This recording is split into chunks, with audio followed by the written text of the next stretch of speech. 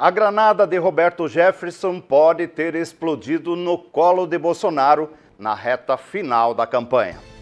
Eleições 2022, comentário do dia. Numa eleição que transcorreu sem nenhum grande fato, o episódio do último domingo envolvendo o ex-deputado federal Roberto Jefferson, do PTB, pode ter consequências irremediáveis para a campanha de reeleição do presidente da República, Jair Bolsonaro.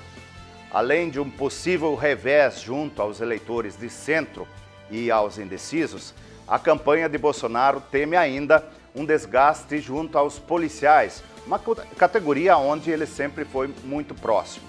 Aliás, o clima dentro da Polícia Federal é de revolta. Os agentes agiram constrangidos pela politização do caso, dado que se tratava de um aliado do presidente da República. A campanha de Lula vai explorar ao máximo a ligação de Roberto Jefferson com o presidente Jair Bolsonaro nas inserções de rádio e TV e na propaganda eleitoral gratuita nessa última semana da corrida eleitoral. A peça que já foi divulgada nas redes sociais fala em violência bolsonarista, um termo bastante forte.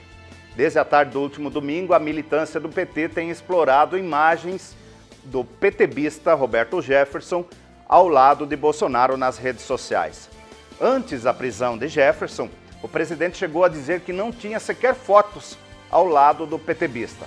Contudo, o perfil do ex-deputado conta com ao menos 2 fotos dele com o presidente Bolsonaro, que já foram amplamente divulgadas, desmentindo o presidente na cara dura.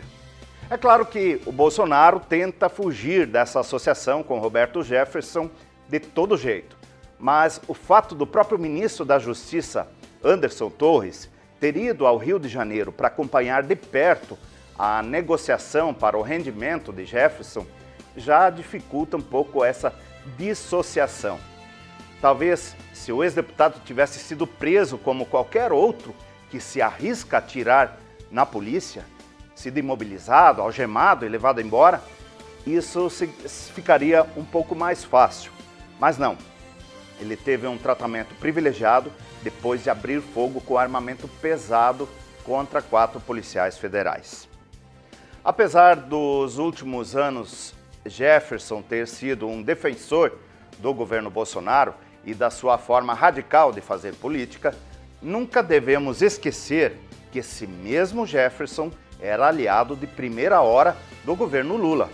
Foi nessa época quando ele entregou o esquema do mensalão, porque achou que o então ministro José Dirceu jogava a culpa da corrupção nos Correios no PTB. Há especulações nos meios políticos de que Jefferson pode ter feito esse escarcéu todo no último domingo justamente para prejudicar Bolsonaro, que se recusou a lhe conceder o indulto, assim como fez com o então deputado federal Daniel Silveira, livrando-o da prisão. Mas o mais provável é que Roberto Jefferson tenha tentado promover, mesmo com uma comoção nacional, como seu martírio, para ajudar Bolsonaro a virar o jogo. E esse foi um tiro que literalmente saiu pela culatra. É impossível medir até que ponto esse episódio vai prejudicar e provocar danos eleitorais na campanha de Bolsonaro. Só que uma coisa já aconteceu. Os QGs de Lula e Bolsonaro vivenciam nesse momento uma troca de climas. E justamente na semana da eleição. O otimismo sobre a virada que permaneceu na campanha de Bolsonaro durante boa parte desse segundo turno não persiste nessa reta final. Já a tensão que seguia entre os petistas deu lugar ao entusiasmo após o episódio do último domingo.